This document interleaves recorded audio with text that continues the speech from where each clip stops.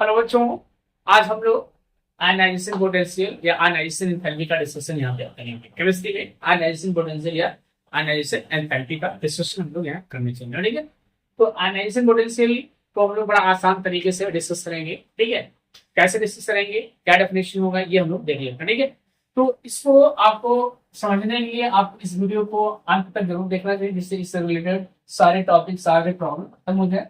और अगर आपको कोई फ्रेंड है तो उसको बिल्कुल शेयर कर सकते हैं। अगर आपको समझ में आता है तो उसको शेयर कर दीजिए, जिससे उसको भी इसका फायदा मिल जाए। ठीक है, और अगर आप पुराने हैं तो बिल्कुल कमेंट करके बताएं, और अगर नए हैं तो चैनल को सब्सक्राइब करें। चलो अपने टॉपिक पे आते हैं, आयनाइजेशन पोटेंशियल। ठीक है, तो आयनाइजेशन पोटेंशियल को हम लोग क्या कर सकते हैं। ठीक है, ऐसे आप ध्यान रखिए कि किसी भी न्यूट्रल आयन किसी भी न्यूट्रल एटम में से इलेक्ट्रॉन को निकाल करके उसको आयंस में कन्वर्ट करने को हम लोग क्या करते हैं, आयनाइजेशन पोटेंशियल कहते हैं। पुनः एक बार ध्यान दीजिए, अगर हम लोग कोई न्यूट्रल एटम है उसमें से कोई इलेक्ट्रॉन निकाल लेते हैं तो वो क्या होता है, आयंस में कन्वर्ट हो जाता है। और ध्यान देंगे उस प्रोसेस को हम लोग आयनाइजेशन पोटेंशियल कहते हैं। तो किसी भी एटम में ध्यान देंगे, किसी भी एटम में जो इलेक्ट्रॉन्स होते हैं वो एक अट्रैक्शन फोर्स के द्वारा न्यूक्लियस से बनी होती है। तो उस इलेक्ट्रॉन को हमें निकालने के लिए क्या होनी चाहिए, एनर्जी देने की आवश्यकता होती है। तो जो एनर्जी हम लोग देते हैं किसी इलेक्ट्रॉन को उसके न्यूक्लियस उसके सेल से निकालने के लिए, जो इलेक्ट्रॉन को निकालने के लिए जो एनर्जी हम देते हैं वही एनर्जी क्या कहलाती है, आपकी आयनाइजेशन एनर्जी। पुनः एक बार ध्यान दे दीजिए, हम एक बार आपको पुनः कोशिश कर रहे हैं कि इसे समझ में आ जाए।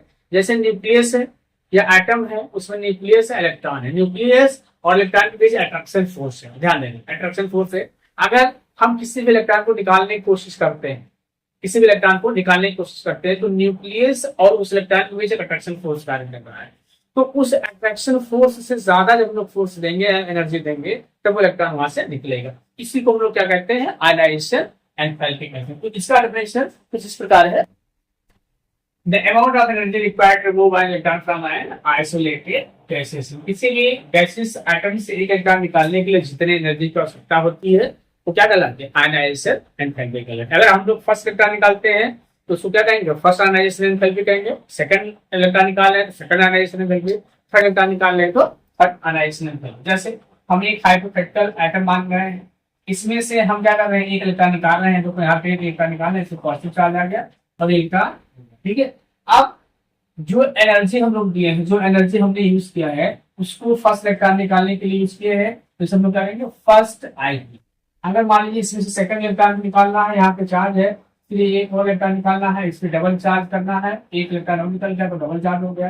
फिर एक इलेक्ट्रॉन और निकल गया, ध्यान दीजिए एक इलेक्ट्रॉन हमने और निकालना है बेटा, ध्यान देंगे, अर्थात इसमें कितना हो गया, 3 चार्ज हो गया और एक इलेक्ट्रॉन, मतलब हमने बारी से पहले एक इलेक्ट्रॉन निकाला, तो इसके लिए जो एनर्जी हमने दिया उसको क्या कहेंगे, फर्स्ट आईपी कर देंगे। ऐसे हमने फर्स्ट आईपी कर दिया। दूसरे इलेक्ट्रॉन को निकालने के लिए एनर्जी हमने दिया तो क्या कहेंगे, सेकंड आईपी कर देंगे। और थर्ड इलेक्ट्रॉन को निकालने के लिए जो हमने दिया उसे थर्ड आईपी कर देंगे। बात समझ में आई। अब देखिए यहाँ पे ध्यान देंगे, मतलब द अमाउंट ऑफ एनर्जी, किसी भी गैसेस एटम से एक इलेक्ट्रॉन को निकालने के लिए जितनी एनर्जी की आवश्यकता होती है उसे हम लोग क्या कहते हैं, आयनाइजेशन एंथैल्पी कहते हैं। अब देखो यहाँ थोड़ा सा ध्यान दे लेना कि आयनाइजेशन एंथैल्पी को हम लोग जो है ध्यान देंगे, आयनाइजेशन एंथैल्पी को हम लोग मेजर किसमें करते हैं, या आयनाइजेशन एंथैल्पी की वैल्यू क्या घटती है या बढ़ती है। तो हमने ध्यान रखना है, इसे ध्यान रखना है कि ionization enthalpy of second is greater than first and third is greater than second. मतलब क्या होगा, ये थोड़ा सा ध्यान दीजिए। इसका क्या मतलब हो गया कि second ionization enthalpy first ionization enthalpy से अधिक होगी, और यहाँ पे जो होगा third ionization enthalpy second ionization enthalpy से अधिक होगी। मतलब सक्सेसिव आयनाइजेशन एंथैल्पी क्या होते हैं, इंक्रीज करते हैं। ठीक है, ये बात। अब हम लोग इसको मेजर किसमें करते हैं, ठीक है, तो मोल पर एटम, किलो जूल पर मोल पर एटम, या किलो जूल पर मोल पर एटम, या इलेक्ट्रॉन वोल्ट में इसको मेजर करते हैं। तो मोस्टली ये दो यूनिट यूज किए जाते हैं, मोल पर एटम और इलेक्ट्रॉन वोल्ट में इसको मेजर करते हैं। अब देखिए यहाँ पे क्या क्या फैक्टर्स होते हैं जो इसको इफेक्ट करते हैं। तो नंबर 1 फैक्टर हम लोग लेते हैं, यहाँ पे ध्यान देना, factor affecting the ionization potential, atomic size. क्या होता है बेटा, एटॉमिक साइज साइज, ये फर्स्ट हो गया। अब देखिए एटॉमिक साइज का डेफिनेशन है, एटॉमिक साइज से रिलेटेड चीजें हमने एक वीडियो में अपलोड किया है, तो आप वहां जाके इसको देख सकते हैं कि एटॉमिक साइज को हम लोग कैसे डिफाइन कर सकते हैं। ठीक है, अब देखिए यहाँ पे एटॉमिक साइज और ionization enthalpy, ionization enthalpy inversely related क्या होते हैं, 1 आयनाइजेशन पोटेंशियल। अगर एटॉमिक साइज बढ़ेगा तो आयनाइजेशन पोटेंशियल क्या होगा, बढ़ेगा। ठीक है, तो दूसरा हम लोग क्या देखते हैं, न्यूक्लियर चार्ज क्या होता है, न्यूक्लियर चार्ज, ध्यान देंगे न्यूक्लियर चार्ज। तो न्यूक्लियर चार्ज जो होता है वो डायरेक्टली प्रोपोर्शनल होता है आयनाइजेशन एंथैल्पी। ठीक है, थर्ड हम लोग देखते हैं on increasing nuclear charge ionization enthalpy increase. Third point हम लोग क्या देख लेते हैं यहाँ पे, थर्ड पॉइंट यहाँ पे हम लोग देख लेते हैं क्या हो सकता है, आपका एटॉमिक साइज हो गया, न्यूक्लियर चार्ज हो गया, और penetration of orbital, penetration of orbitals, penetration of orbitals क्या होगा बेटा, पेनिट्रेशन ऑफ ऑर्बिटल्स। क्या कर रहे हैं, पेनिट्रेशन ऑफ ऑर्बिटल, मतलब हम लोग जानते हैं कि मान लीजिए न्यूक्लियस है, ये एस ऑर्बिटल है, ये पी ऑर्बिटल है, डी ऑर्बिटल है और ये एफ ऑर्बिटल। तो जैसे जैसे मान के चलिए कि जैसे जैसे इनकी बीच डिस्टेंस बढ़ता जाएगा, मतलब अगर इलेक्ट्रॉनिक्स ऑर्बिटल में है तो उसका आयनाइजेशन एंथैल्पी क्या होगी, ज्यादा होगी, ई में है उससे कम होगी, डी में है उससे कम होगी, और एफ में है तो उससे कम होगी। इसमें हमें थोड़ा सा ध्यान रखना है कि ये पेनिट्रेशन पावर का आर्डर ये होता है कि इसमें है तो क्या होगा, आयनाइजेशन एंथैल्पी सबसे ज्यादा होगी, इसी कारण हीलियम का आयनाइजेशन एंथैल्पी मैक्सिमम है। ठीक है, फिर आप यहाँ देखो इसमें होगा तो इससे कम होगा, इसमें होगा तो इससे कम होगा। ठीक है, फिर देखते हैं हम लोग फोर्थ पॉइंट देख लेते हैं, इलेक्ट्रॉनिक कन्फिगरेशन, इलेक्ट्रॉनिक कन्फिगरेशन, ध्यान देंगे इलेक्ट्रॉनिक कन्फिगरेशन। अब देखो इलेक्ट्रॉनिक कन्फिगरेशन कैसे रिलेट कर रहा है, ध्यान देंगे। देखो इलेक्ट्रॉनिक कन्फिगरेशन में हम लोग क्या देख रहे हैं, इलेक्ट्रॉनिक कन्फिगरेशन में अगर हम लोग देखें यहाँ पे देखो, इलेक्ट्रॉनिक कन्फिगरेशन का टर्म ये होता है कि orbitals, orbitals, orbitals having half filled, half filled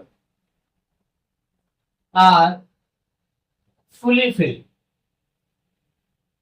substance, substance are more stable, more stable than others, others मतलब neither half filled or full, ये चीज ध्यान रखना है। अगर कोई ऑर्बिटल है, इलेक्ट्रॉनिक कन्फिगरेशन हम लोग लिख रहे हैं, अगर उसमें ऑर्बिटल्स का इलेक्ट्रॉनिक कन्फिगरेशन क्या है, स्टेबल है, उसके आयनाइजेशन पोटेंशियल का वैल्यू जो होगा वो दूसरे ऑर्बिटल जो है, जो दूसरे एटम के ऑर्बिटल्स हैं जिनका इलेक्ट्रॉनिक कन्फिगरेशन स्टेबल नहीं है उनसे अधिक होगा। ठीक है, जैसे हम लोग यहाँ पे इसका एक छोटा सा एग्जाम्पल देख लेते हैं, चलो इसको हम लोग बाद में देखते हैं। फिर हम लोग देख लेते हैं स्क्रीनिंग इफेक्ट, क्या देखते हैं, स्क्रीनिंग इफेक्ट, ध्यान दीजिए स्क्रीनिंग इफेक्ट। ठीक है, तो स्क्रीनिंग इफेक्ट के आपके जो है आप मतलब इनवर्सली प्रोपोर्शनल होता है आयनाइजेशन पोटेंशियल। स्क्रीनिंग इफेक्ट बढ़ेगा, ध्यान देंगे स्क्रीनिंग इफेक्ट बढ़ेगा तो आयनाइजेशन पोटेंशियल क्या हो जाएगा, कम होगा। स्क्रीनिंग इफेक्ट बढ़ने से आयनाइजेशन पोटेंशियल क्या हो जाएगा बेटा, कम हो जाएगा। इस चीज को आपको ध्यान रखना है कि स्क्रीनिंग इफेक्ट बढ़ने से आयनाइजेशन पोटेंशियल क्या हो जाएगा, स्क्रीनिंग इफेक्ट या शील्डिंग इफेक्ट बढ़ने से आयनाइजेशन पोटेंशियल क्या होता है, कम हो जाता है। अब देख लेते हैं हम लोग स्क्रीनिंग इफेक्ट हम लोग ने देख लिया है। स्क्रीनिंग इफेक्ट होता क्या है, मान लीजिए न्यूक्लियस है, ये इनर सेल्स के इलेक्ट्रॉन है और ये वैलेंस सेल का इलेक्ट्रॉन है। ठीक है, तो होता क्या है, ये इनर सेल के इलेक्ट्रॉन्स, ये इनर सेल के इलेक्ट्रॉन्स न्यूक्लियस और वैलेंस सेल के बीच लगने वाले अट्रैक्शन फोर्स क्या कर देते हैं, रिड्यूस कर देते हैं, रिड्यूस कर देते हैं। इसी को हम क्या कहते हैं, स्क्रीनिंग इफेक्ट कहते हैं। इसका मतलब क्या हो गया, जैसे जैसे स्क्रीनिंग इफेक्ट की वैल्यू बढ़ती जाएगी वैसे वैसे न्यूक्लियस उसके बीच लगने वाले अट्रैक्शन फोर्स का वैल्यू क्या होगा, कम होता जाएगा, और जितने अट्रैक्शन फोर्स की वैल्यू कम होगी उतना कि आसान होगा किसी से इलेक्ट्रॉन को निकालना। तो आइए हम लोग इसको देख लेते हैं, क्या देख लेते हैं, वेरिएशन इन ग्रुप, क्या वेरिएशन इन ग्रुप, वेरिएशन देख लेते हैं, वेरिएशन इसमें ग्रुप, ध्यान देंगे ग्रुप। ठीक है, तो हम लोग क्या देखेंगे, वेरिएशन इन ग्रुप में क्या देख सकते हैं, ionization potential, ionization potential increases, increase sorry ionization potential decreases down the group। ठीक है, ionization potential decreases down the due to increase of number of cells, ठीक है, due to increase of number of cell, ionization potential decreases down the group due to increase of number of cell. As a result,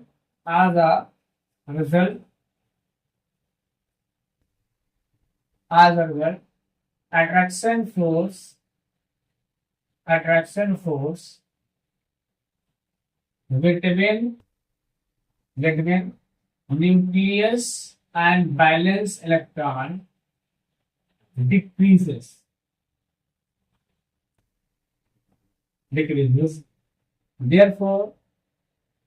Therefore, easy to remove electron. ठीक है, जब attraction force nucleus और valence shell की वजह attraction force क्या हो जाएगा, कम हो जाएगा, तो इलेक्ट्रॉन को रिमूव करना आसान है। दूसरा हम देख लेते हैं यहाँ पे, जैसे मान लीजिए आयनाइजेशन मॉड्यूल से lithium, sodium, potassium, rubidium, caesium और फ्रांसियम हो गया, उनका आयनाइजेशन पोटेंशियल क्या होगा, डाउन डाउन घटेगा। ठीक है, फिर beryllium, magnesium, calcium, strontium, barium और रेडियम हो गए, तो डाउन द ग्रुप क्या होगा, डिक्रीज होगा। ठीक है, ये चीज थोड़ा सा डाउन द ग्रुप डिक्रीज होगा। फिर हम लोग क्या देख लेते हैं, वेरिएशन इन पीरियड।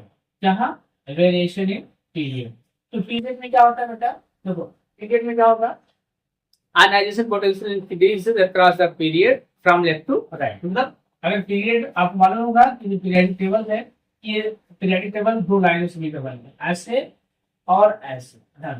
इसको हम क्या कह रहे हैं, ग्रुप कह रहे हैं। ठीक है, इसको क्या कह रहे हैं, पीरियड। ठीक है, पीरियड कहते हैं। अब अगर हम लोग पीरियड में लेफ्ट टू राइट जाते हैं तो आयनाइजेशन पोटेंशियल क्या होता है, आयनाइजेशन पोटेंशियल इंक्रीज होता है। ध्यान देंगे, आयनाइजेशन पोटेंशियल क्या होगा, across the period from left to right, ionization potential increases. Ionization potential increases across the period from left to right. Ionization potential क्या हो जाएगा, इंक्रीज करेगा due to increase of nuclear charge. Nuclear charge बढ़ने के कारण क्या होगा, attraction force between nucleus and valence electron will be increased, and it would be difficult to remove electron from there, and we have to use huge amount of energy, and because of that the ionization enthalpy will increase। ठीक है, ये हो गया। अब देखिए कुछ exceptional चीजें हम लोग देखते हैं, जैसे यहाँ पे हम लोग क्या देखते हैं, जैसे दो एक्सेप्शनल चीजें आपको पढ़ना है, बेरिलियम और बोरान का पढ़ लेते हैं, और दूसरा पढ़ लेते हैं हम लोग ऑक्सीजन और नाइट्रोजन और ऑक्सीजन का। ध्यान देंगे इसमें ऑक्सीजन और नाइट्रोजन का, तो ये भी दोनों पीरियड में है, ये भी पीरियड में।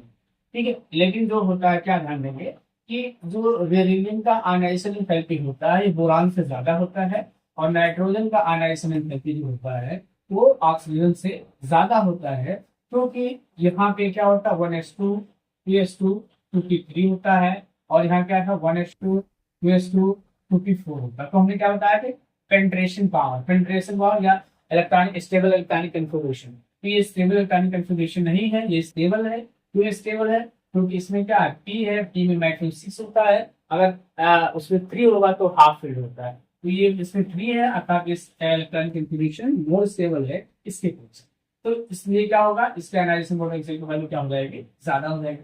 फिर यहाँ पे हम लोग देखते हैं, इसमें आप जो पेनिट्रेशन ले सकते हो 1s2 2s2 2p1 हो गया, और इसमें क्या होगा 1s2 2s2 1s2 2s2 and 2p1 इसका होगा। ठीक है, तो देखो इसमें इलेक्ट्रॉन सबसेल में है, और इसमें इलेक्ट्रॉन क्या है, एस सबसेल में है, कहीं ना कहीं क्लोज है, और यहाँ से इलेक्ट्रॉन निकालना क्या होगा, थोड़ा सा इसके अपेक्षा डिफिकल्ट होगा, इसलिए इसके आयनाइजेशन पोटेंशियल का वैल्यू इससे अधिक होगा। ठीक है, और कुछ चीजें हम लोग देख लेते हैं, जैसे आयनाइजेशन पोटेंशियल की हम लोग बात करें तो सबसे कम आयनाइजेशन पोटेंशियल क्या होती है, एल्कली मेटल्स की क्या होती है, सबसे कम आयनाइजेशन पोटेंशियल एल्कली मेटल्स की होती है।